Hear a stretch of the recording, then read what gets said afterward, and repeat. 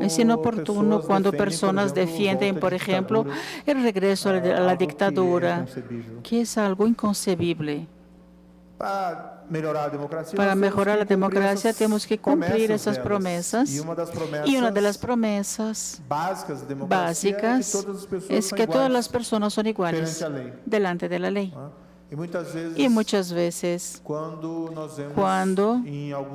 vemos en algunos países que crímenes practicados por personas poderosas no hay consecuencias, que escándalos de corrupción encuentran su lugar en la prensa, por ejemplo, o en el debate entre las personas, pero no encuentran una respuesta de parte de las instituciones. Y eso significa una falla de la democracia que cumple a los jueces, al Ministerio Público, instituciones de control y a los gobernantes, representantes electos, tomar las medidas necesarias para que eso sea solucionado.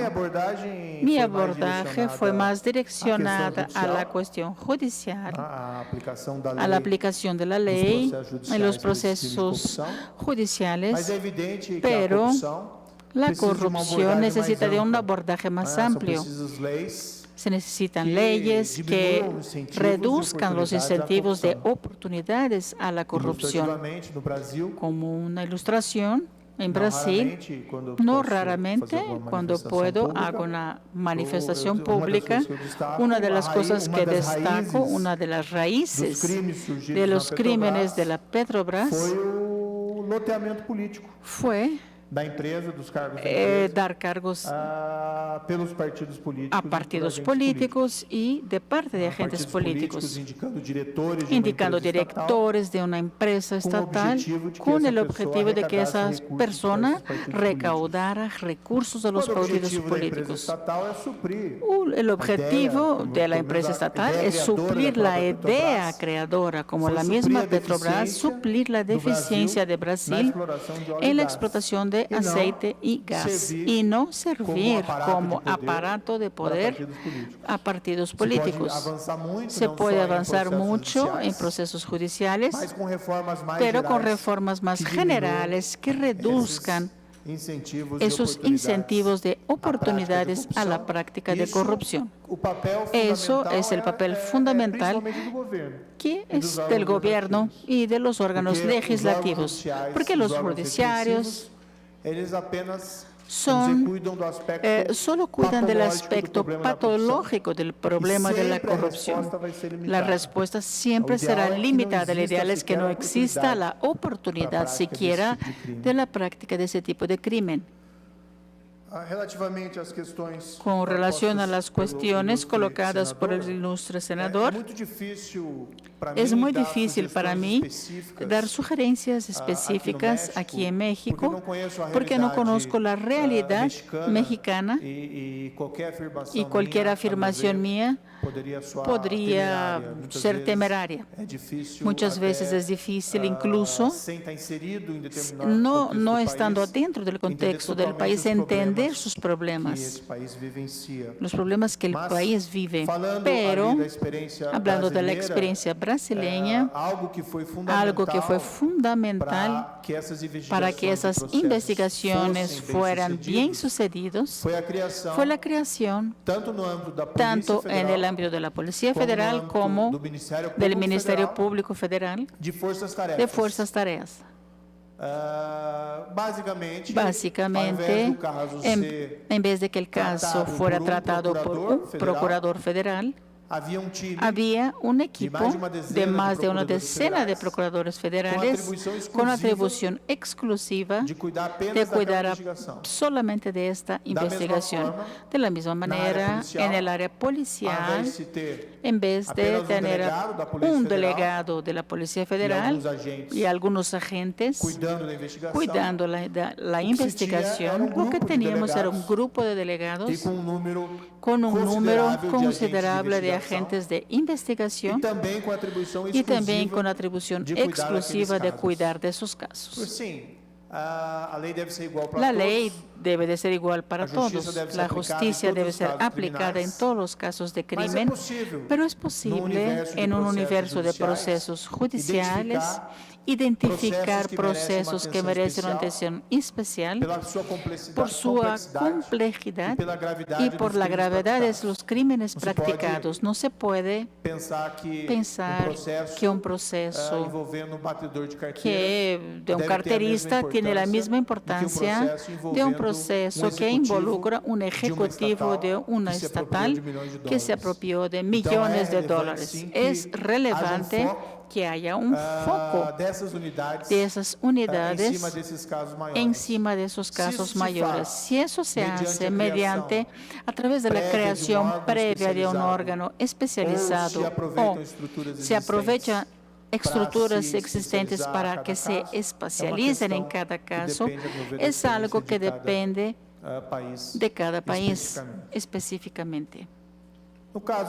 En el caso de la corrupción privada, uno de los aspectos importantes en esa investigación fue destacar el papel de la iniciativa privada. Hay una tendencia de ver el problema de la administración en el agente público, lo que no es absolutamente correcto, porque la corrupción, el soborno, involucra el que paga y el que recibe. Los dos son igualmente culpables. Y lo que vimos en este caso era una especie de simbiosis entre agentes públicos ambiciosos y empresarios buscando ventajas en el mercado.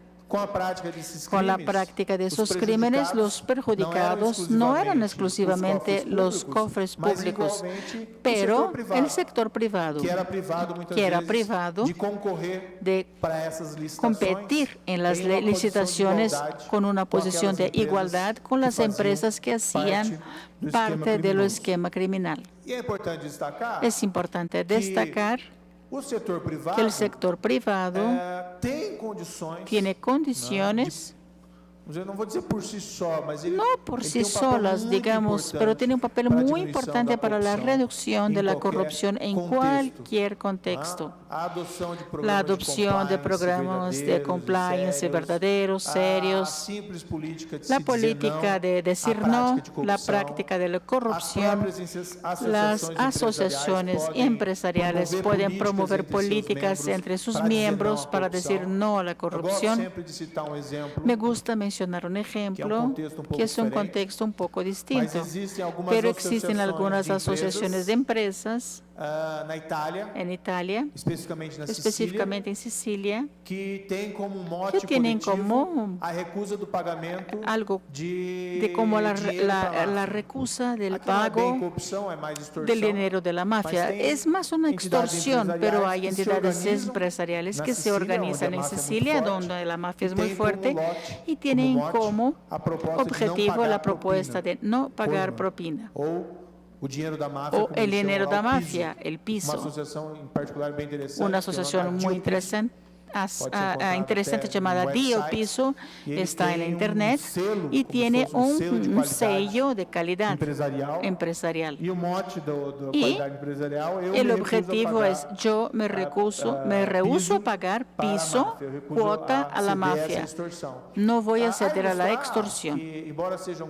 Aunque sea un contexto muy diferente, el sector privado diciendo no a ese esquema de corrupción ya puede hacer una gran diferencia. Para nosotros, en esas investigaciones, aunque esas empresas hayan practicado actos criminales y nos dejaron muy avergonzados, con el tiempo ellas mismas decidieron colaborar con la justicia.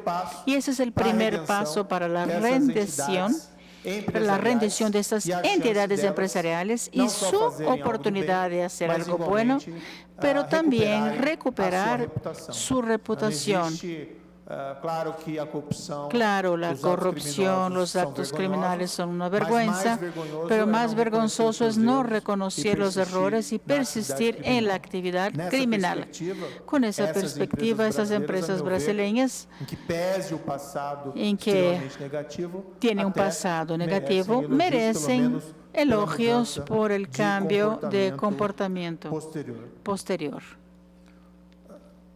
En esos procesos, en particular involucrando corrupción, por último, el objetivo debe ser siempre, mediante el debido proceso, comprobada la actividad criminal, imponerle la sanción y privar al criminal del producto de la actividad criminal.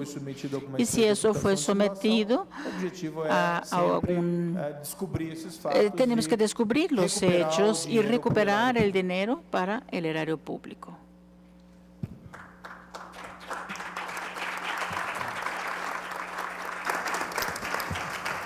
Muchas gracias, doctor Sergio Moro. Le agradecemos mucho su conferencia, que haya compartido con nosotros su experiencia. Como ya lo mencionaron mis compañeros, este es un momento muy importante en la definición de instituciones en nuestro país y su plática y su experiencia han sido de un gran valor para nosotros. Sea usted bienvenido al Senado mexicano, que le vaya usted muy bien en la Suprema Corte de Justicia y que disfrute su estancia en mi país, en México. Muchas gracias. Muchas gracias a todos.